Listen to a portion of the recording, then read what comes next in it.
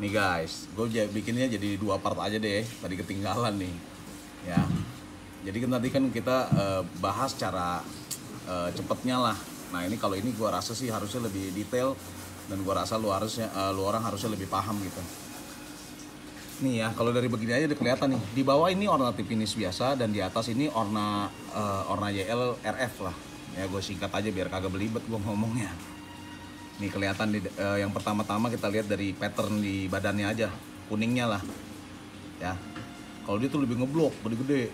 Nah, kalau atas nih warna YLRF tuh enggak, lebih ngacak gitu. Lalu apalagi ya? Oh, dari segi dotnya. Nah, rata-rata yang gua ketemuin di mana? Di farm gua ini yang turun nih ya, khusus import WC. Rata-rata tuh jarang orna finish itu tuh dotnya padat gitu di badannya, di bagian body ya, khususnya di bagian body tuh jarang ada yang padat. Nah rata-rata tuh pasti kayak gini lah, bukan karena semata-mata contohnya ada yang kayak gini terus gue bilangnya oh rata-rata kayak gini, enggak, karena kita orang ya udah, bukannya gue lebih tahu atau gimana ya, gue ngeliat ikan Myanmar sih udah ribuan juga ya, rata-rata begitu gitu. Jadi biar lu orang lebih paham lah, nggak dibodoh-bodohi sama orang gitu soal-soal label. Nah kalau orna finish itu rata-rata lebih padat dot di badannya gitu.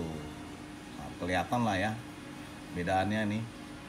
Buntut merah ya udah pasti rata-rata. Bibir kelihatan nih ya, orna finish abu-abu. Kalau orna finish yellow lips redfin itu lebih ke apa, orange kemerah-merahan ya.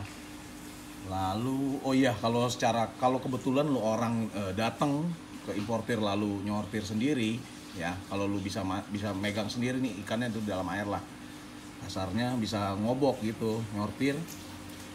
Kalau tipinis itu dia di bagian dayung kagak kasar, kagak keset gitu, lebih licin lah. Nih di bagian dayung nih ya yang temen gue pegang, di bagian dayung dan juga di bagian buntut kagak keset. Nah kalau orna finish yellow lips redfin lebih keset di bagian dayung sama buntut.